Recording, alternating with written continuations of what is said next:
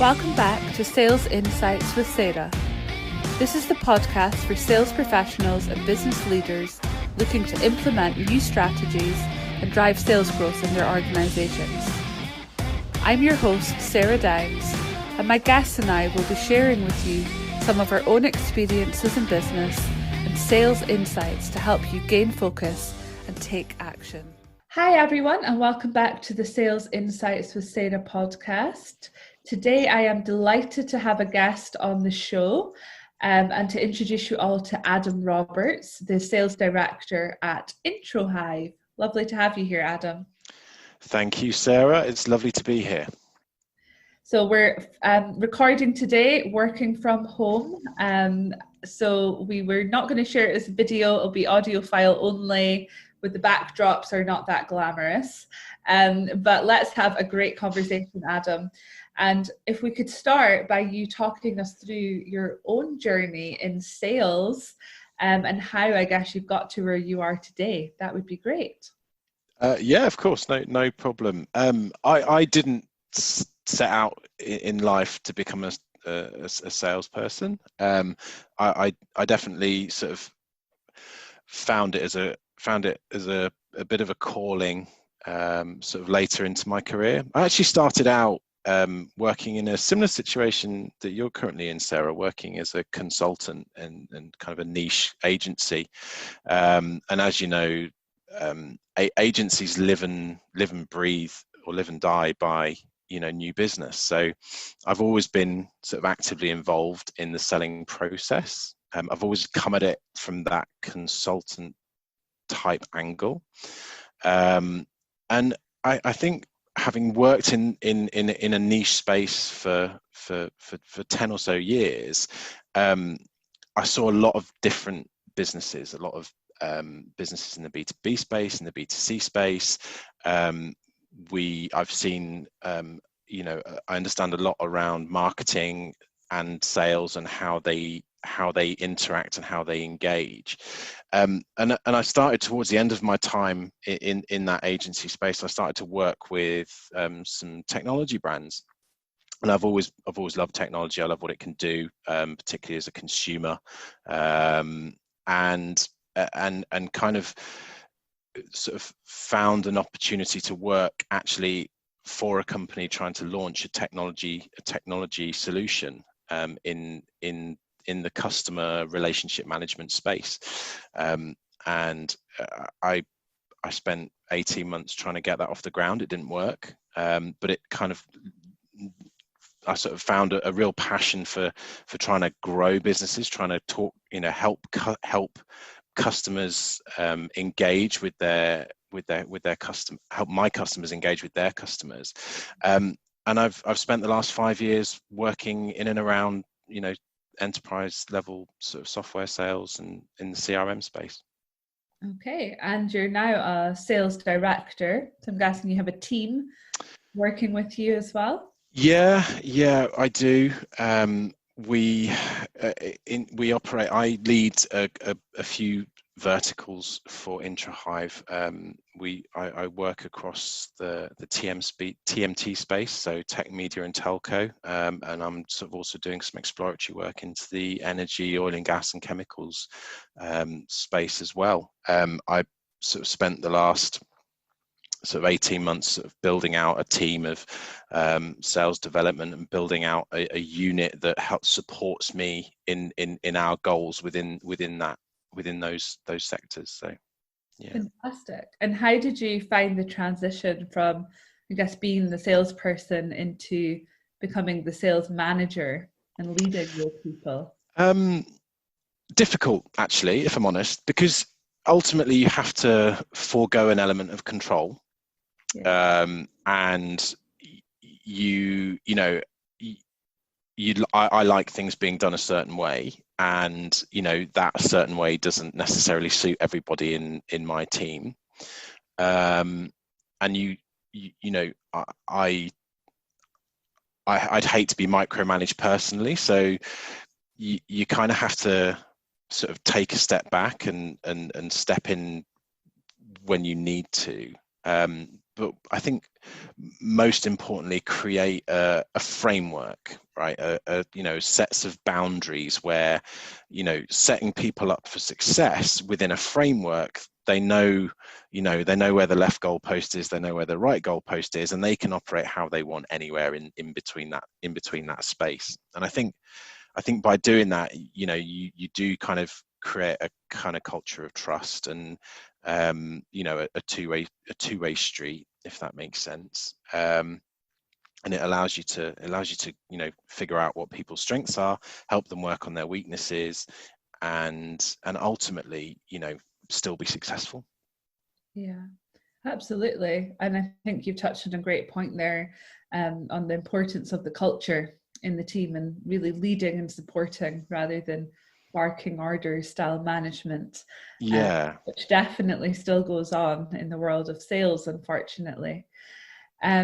So how has this episode is focused on talking about sales enablement technology? Yeah. How have you personally found technology supporting you in your own career and your own team?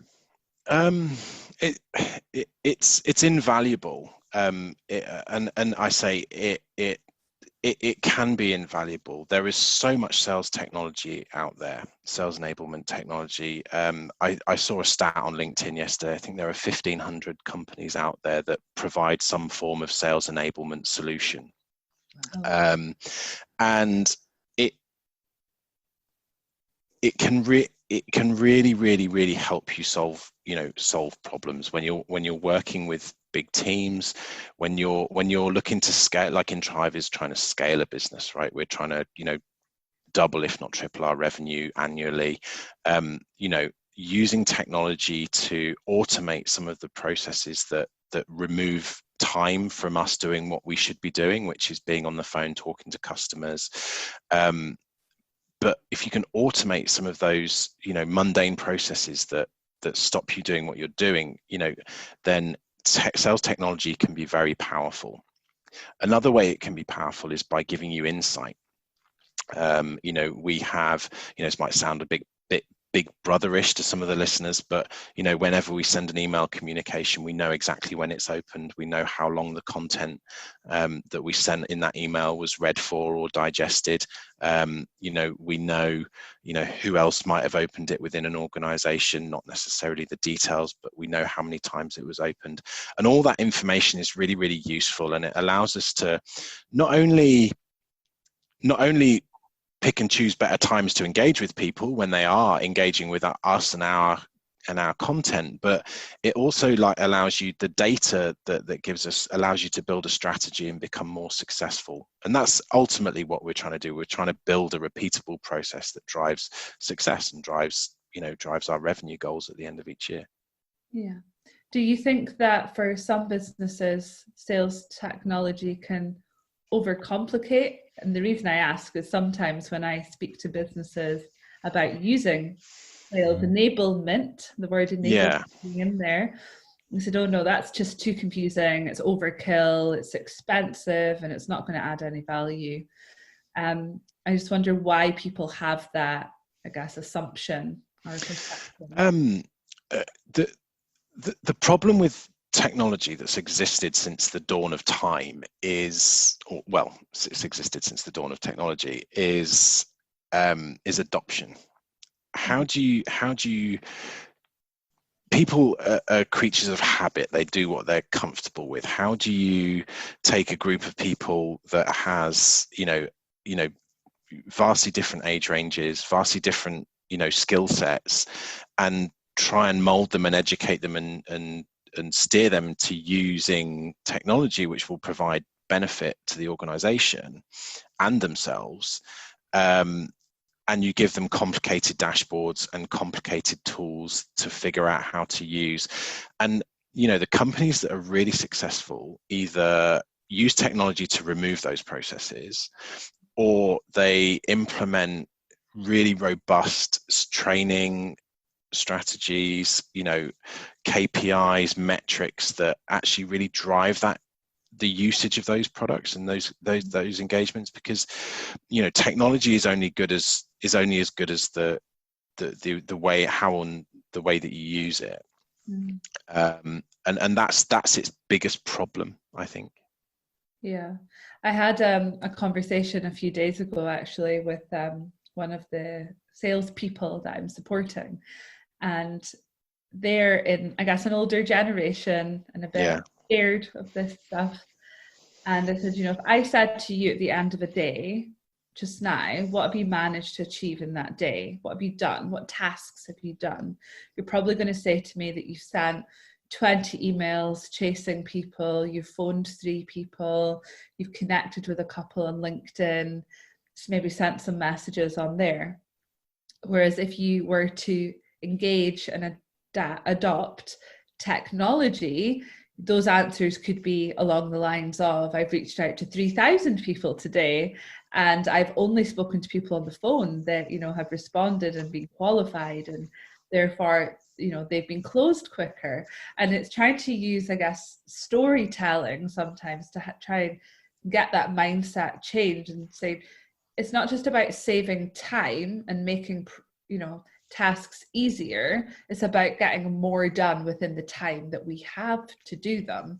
And if you don't want to be working every hour under the sun as a salesperson, you should absolutely, be adopting this stuff. Yeah. I think sometimes salespeople can take some personal responsibility, and there's things they can access without it needing to be a company-wide decision. Yeah. But then obviously it's the culture within the organization and that leadership team. Yeah. They're going to adopt some of the more useful and sizable technologies. That's exactly right. And I think, there's so much technology out there. It's really about understanding at a fundamental level the business problems that you're facing. Absolutely. Rather than, using technology to put a plaster over, an injury or a cut. It's really at a fundamental level, what is the pain or the problem that I'm trying to solve? And then using technology to build an infrastructure that allows you to deliver on and solve those problems. You spoke there about automation and or using technology to scale, the output that businesses can deliver. And Introhive, we have an incredible technology stack that allows us to do that. The SaaS tech businesses, every company is looking to become a unicorn, to generate 100 million in recurring revenue and have $1 billion valuation. And the technologies that we have are designed to enable us to do that quicker and more efficiently and more effectively. And to your point, we use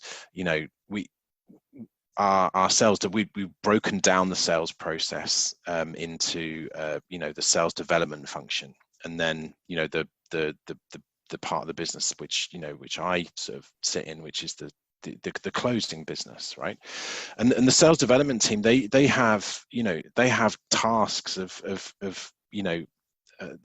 they're tasked on or KPI'd on sending out 125 emails a day, making 50 phone calls a day, thousands of touch points a week, and they physically couldn't do that without technology.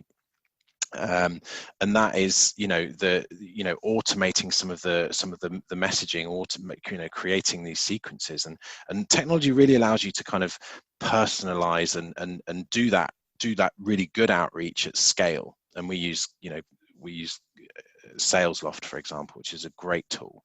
That being said, if you're an established business with maybe a market leader with thousands of employees, you're not looking to scale your outreach. Do you know what I mean? You're not looking to send out 3,000 emails a day. You have that established reputation, that established customer base. You might be looking for a technology to really allow you to understand the relationships that you have with those companies, if that makes sense.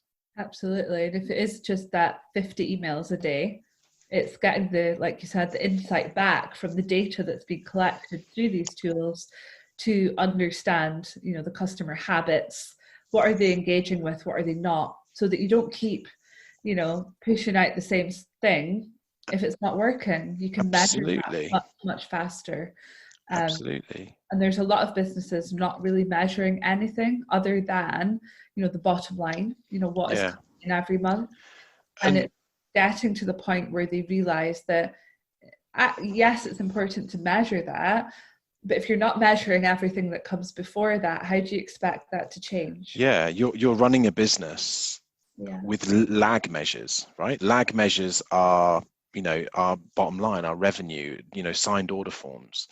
And it's like steering an oil tanker, but you're only able to look behind you, right? And the one of the real benefits that we see from using technology is that we have instant access to data and understanding, what's going on with our business, who's connected to who, at what point in a sales cycle should you be connecting with procurement or CFO? How do we take the information that's being gathered on everything to drive, incremental gains in business process and sales process? It's really, really, really powerful.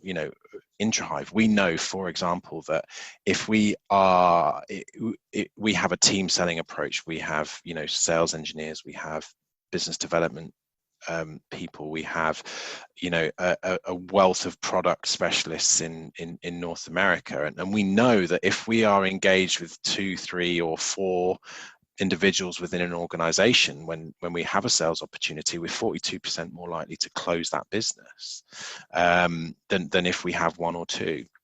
Yeah. And we do that because we're capturing this data. So, we can pivot and shift our selling strategy and our business model really effectively based on all this data. And that's another, the power of technology, is it leaves a data trail, and but it it also requires that someone to do something with that, if that makes sense. Exactly. And tracking acquisition costs is also something a lot of businesses don't do in the B2B world. B2C, Yeah. they do, because they're doing all these marketing funnels through social media channels. They understand Yeah. the use, and the cost of ad versus how many are going to come through. Yeah. B2B world, it's not really something that businesses seem to have got their head around. And again, if we're not measuring that and tracking it, how do you know that there's actually not something else that we could be doing that works just as well or even better, that's going to cost the business less and therefore increase those profit margins? That's exactly it. I mean, I would, the SaaS model, the technology world, have an excellent handle on that. On their, customer acquisition cost is everything. Customer acquisition cost, lifetime value, have direct, reflections on the valuation of the company at the end of the day in your EBITDA. But to give you an example from Introhive's point of view, our method of driving revenue from business pre-COVID was go to events, go and meet people face to face, build relationships. We're selling relationship intelligence software. Let's go and build relationships with people. Let's go out to the market, have a presence of a stand, etc., etc. We had to flip that overnight to digital lead generation. And our cost per lead, cost per acquisition from a lead perspective has dropped through the floor, because we're not spending thousands of dollars or pounds on event space. We're spending highly targeted money on LinkedIn and various other forms of digital advertising, drip campaigns, all that kind of stuff. So our cost per lead has come way down, and we've actually extended our runway as a business, because we have dramatically reduced the outgoing costs of the business. So yeah, like if you don't, there's a I can't remember the guy's name, and I'm going to quote him anyway, but if you can't measure something, then you can't improve it.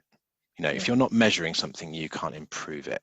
And I'm a big sports guy, right? I love David Brell's Brailsford and his idea of, marginal gains and looking for the 1% here and the 1% there, and there's little changes that can, if they accumulate over time, they can have a massive impact on your revenue. And that's kind of the way I see, certainly technology and SaaS businesses. That's the kind of the mindset and the mentality that we're always looking for. And do you think it's going to change, Adam? So obviously we've just spoken there about how Introhive have morphed into doing things very differently because of the lockdown, because of COVID, not being able to attend events. Through tracking and having that insight, you now understand that you can bring those acquisition costs down. Can you see it changing again once we can go to events and can travel? I think there'll be a balance, if I'm honest. I think there's a human nature element, and I would still rather see people face to face than do a million Zoom calls a day. I think I've got every single WebEx conference call provider app downloaded on my laptop, and I can't be doing this for the rest of time, but I think it's a balanced approach where you're doing the right thing for your brand. And for Introhive, there's we're selling relationship intelligence and this idea of relationships and leveraging relationships to drive business. And the real way to do that is face to face. But I think we'll be far more strategic in the way that we go about doing events. And, there will be a lot more focused look on the ROI from events and event attendance, because the costs are a lot higher. The difficulty for us is that our sales cycles are anywhere from 6 to 9 months. So there's that lag measure of we go to an event, we're not really going to see anything tangible from it for 9 months. So we kind of have to, be patient and wait for those kind of validation points to set in, if that makes sense. And I guess for businesses that during this time have not invested into these technologies and are not able to track and measure, they're really just sitting there waiting for everything to go back to normal. And they're not using the time to learn and to adapt and to really create new strategies around the insight that they're getting, like I've has done and many others. So it's probably a perfect time in many ways to get started on that, I guess, technology or transition journey. Need to go on. It is. It's I think, and apologies for the shameless Introhive plug here, but we had Q2 for us was our third best quarter in company history, and we've been around since 2012. And Q3 is shaping up to be very, very similar. And I think there are companies out there, and our solution is and our business is proving that companies need. The only way that companies are going to be able to do business, for the foreseeable future, is by having really, really good understanding of who their customer base is and who their where they can grow their accounts from within, by understanding who they might be talking to and having that kind of visible understanding of network. And also it's a great time to be protecting revenue. But I mean, to your point, companies that are waiting for things to change, there's no end of this in sight. I think the World Health Organization said the other day that this is going to be around for 2 years. It's the having a solid foundation of contact data and relationship intelligence. It's just about the only way that you have to go to market. Or you can use digital advertising platforms and solution, but going digital is the only way that you can generate new leads at this precise moment in time. And I think that companies that are not doing that are making a huge mistake. Yeah, and it's sad to know how many businesses will not survive the next couple of years because of that. And it could have been as simple as, speaking to someone that knows about this stuff and, adapting their. Yeah. And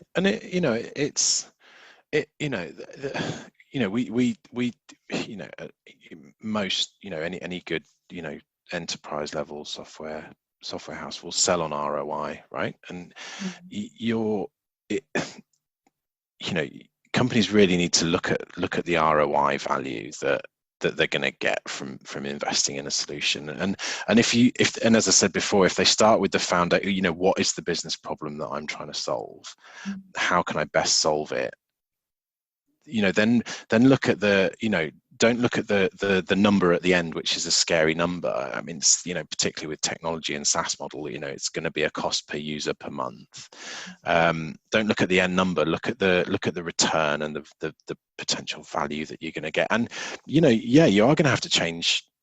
Shift. There's a shift in mindset across your organization. There's a shift in culture.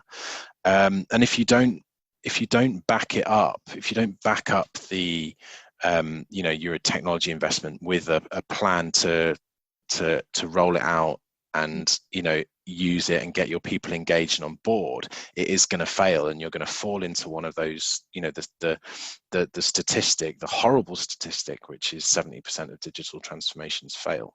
Absolutely.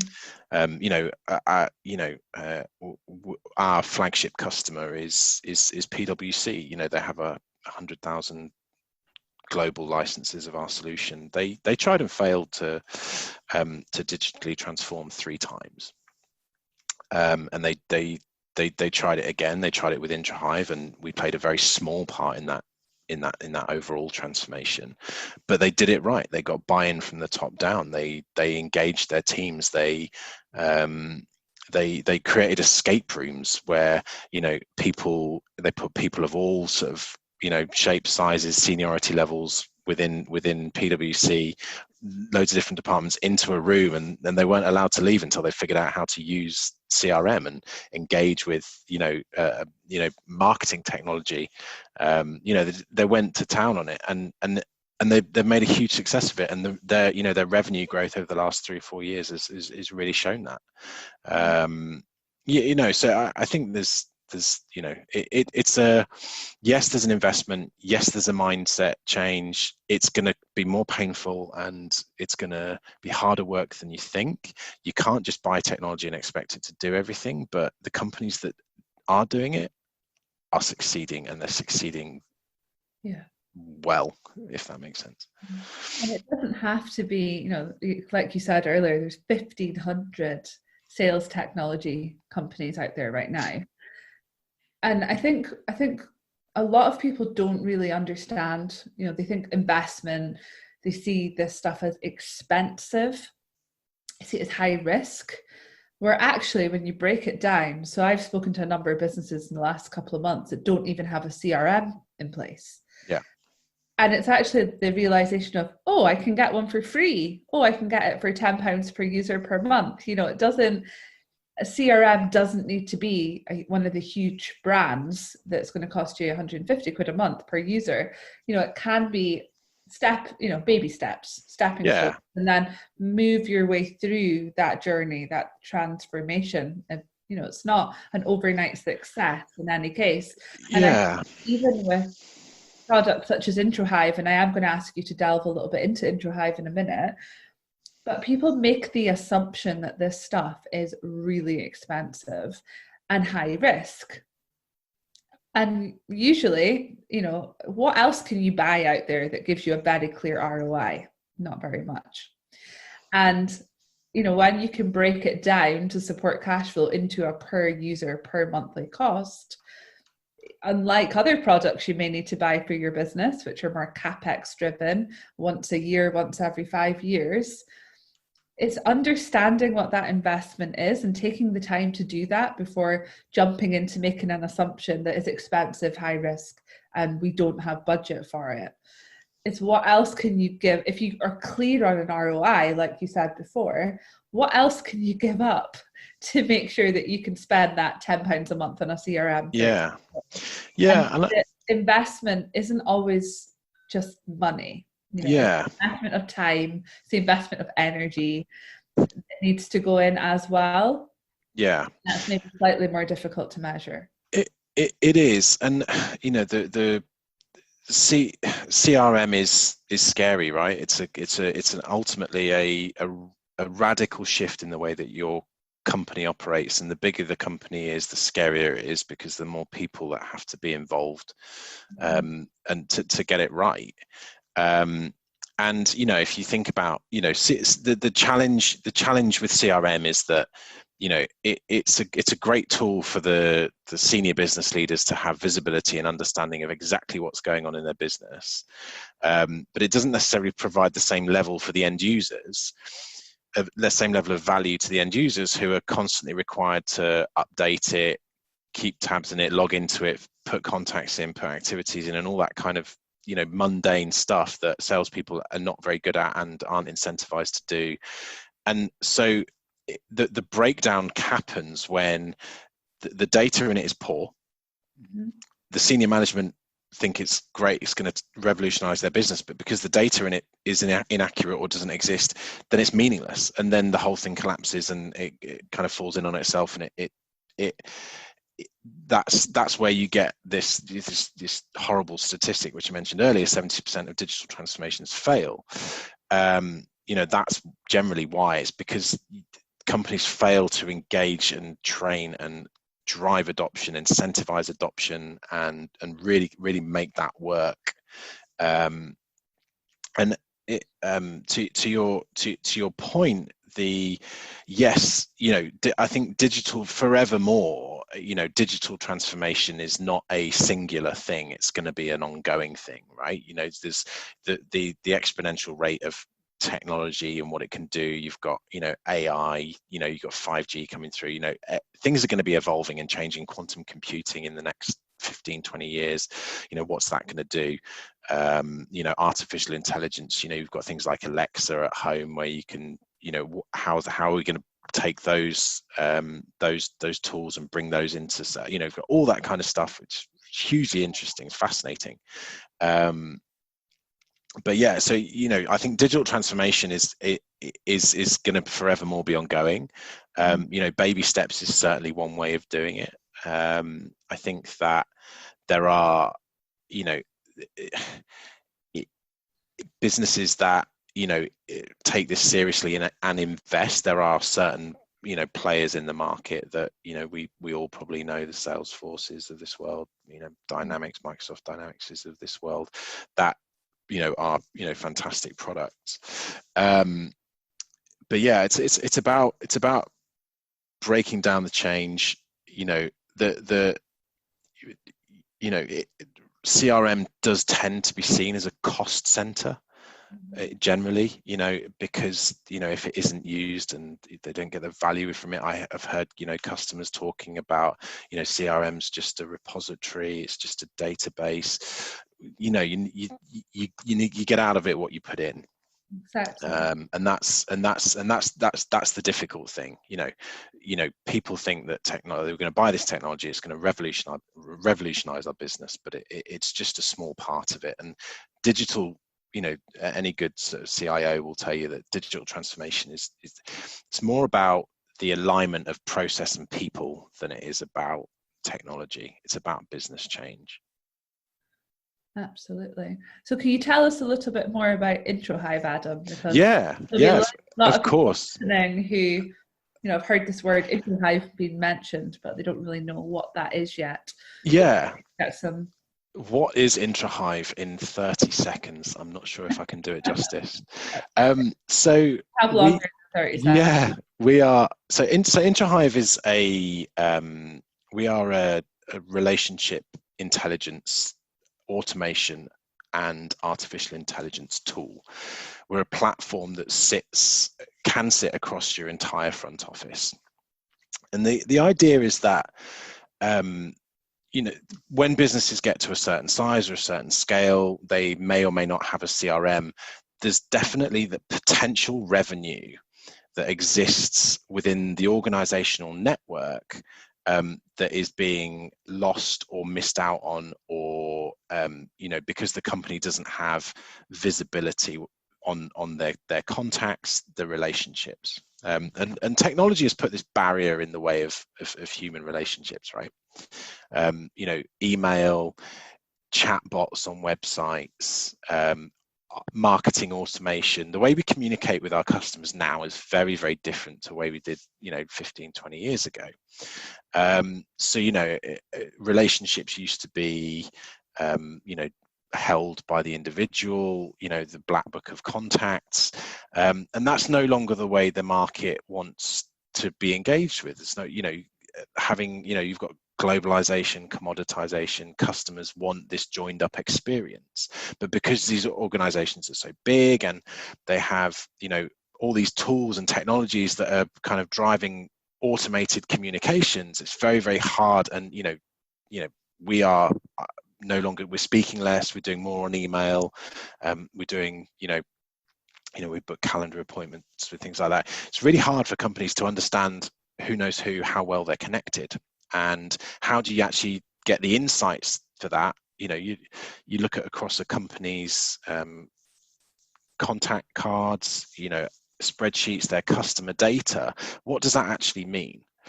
So what Introhive does is to passively capture all of the communications, all of the engagements that are happening on a day-to-day basis, use artificial intelligence to map the organizational network, so we can give organizations for the first time a real clear picture of who's connected to who, what's going on, and how well or how strong the relationships exist between individuals and also at a business-to-business level. We play very nicely in the CRM space. We're not a CRM solution, but what we do help do is facilitate the CRM within a business, because that relationship intelligence, that organizational network map should really be live and breathe inside a CRM. So we automate all the mundane and remove all the manual process work that is involved with CRM to make it work. So going back to digital transformation and all that kind of stuff, that's what we do. The value is immense. You have the automation side of things, which is giving salespeople back time so they can spend more time selling. The insights into relationships are imperative for people to do their job. If you're in a global business with multiple service lines and multiple regions, how do you go and cross sell to someone in North America when you're based out of EMEA? Well, you need a referral. You need to know who's connected, who's the best person in my organization to get me in front of that person. And it's really about providing that visibility and transparency in order to make business happen faster. We all know that referral business closes faster and it closes more frequently than any other lead source. That's a kind of a long-winded, convoluted answer, but hopefully it gets the message across. Absolutely. And there are two things kind of shouting out at me, probably with what's going on right in the world right now.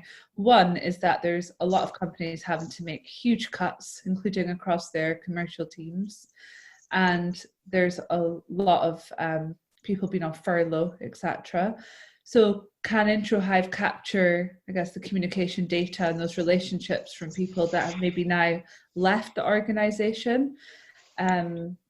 And the other thing that's shouting out at me is the whole M&A space. So obviously with more and more companies struggling, there's going to be a lot more M&A going on over the next probably 5 years. There's some industries that have been absolutely obliterated. And I guess as when we've worked with investors that are looking to expand their portfolio, this would be a fantastic way to see what relationships does that company really have? Because it's all well and good saying we're connected within this list of 100 companies, but it's not really backed up by any evidence most of the time.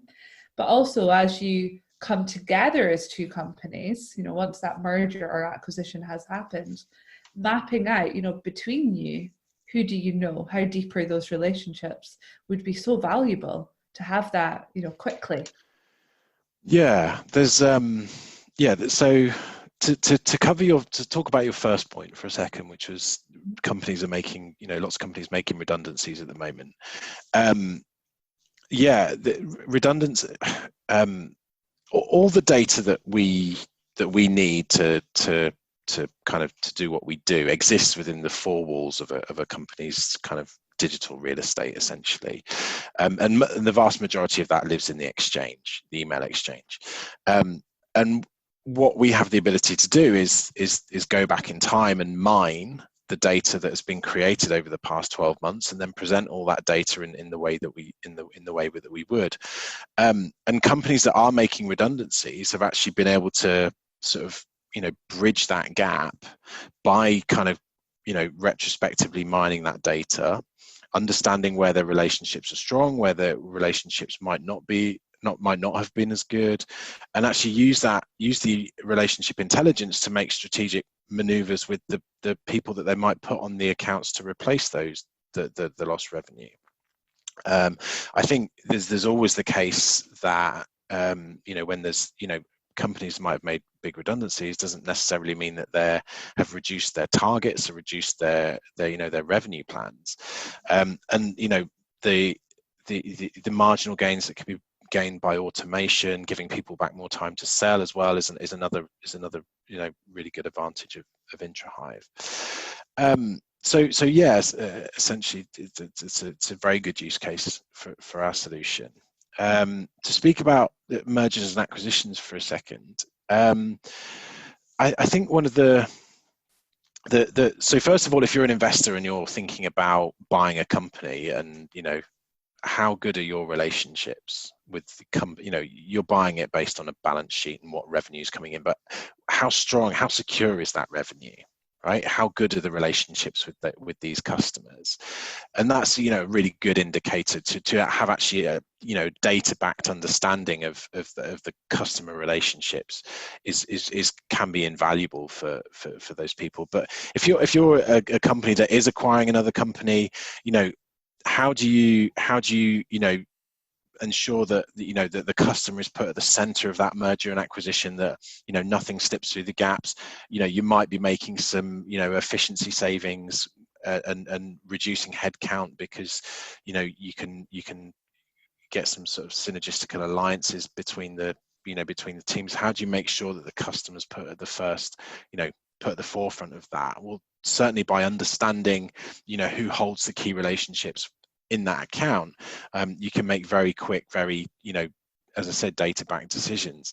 The other challenge, some of the other challenges around migrating data. How do you integrate two systems, two sets of data, and because Introhive's in the background doing all of this on an ongoing basis passively, within 4 weeks we could basically integrate systems, integrate data sets, and give you kind of this single source of truth on your data as well. Amazing. Yeah, that was the two that we're shouting out, and probably just because of recent conversations. Yeah. Recent, news on businesses,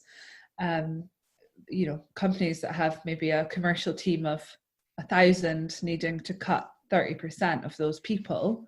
The amount of gap of knowledge and relationship that could potentially walk away if you don't find a way to capture it.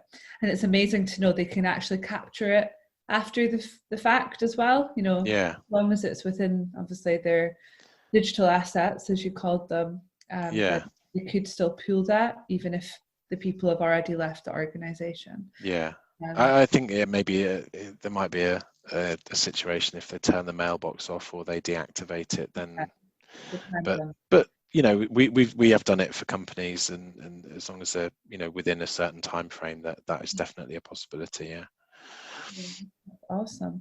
So I'm very aware of time, Adam. I think we could talk about this stuff all day. And we have done in the past. So I think I would like to thank you, first of all. So thanks for sharing your own journey, your own insight, and also educating us on Introhive's solution. I'm sure there'll be plenty of listeners intrigued. So where can people get in touch with you and the company? Where's the best places to find you guys? You can find me on LinkedIn. and companies' website, Introhive.ai or .com, whichever floats your boat. We're also on LinkedIn and even Instagram, which I learned today actually. So yeah, you can find us on all the usual channels. Myself, I'm a LinkedIn junkie. I'm always on there. I'm on there most of the day, every day. Yeah. Perfect. Well, I'll link your LinkedIn profile and the company website into the podcast notes, so that makes it easier for everyone to find you. Perfect. So thank you so much for your time and for joining me on the podcast. And we will speak to you soon, I'm sure. Yeah, thank you very much for having me. Thanks, Adam. Bye. Bye. Thank you for listening to the Sales Insights with Sarah podcast. Remember to subscribe if you haven't already, so that you are notified of every new episode. If you could take a few minutes to leave a review, it would be greatly appreciated. See you next time.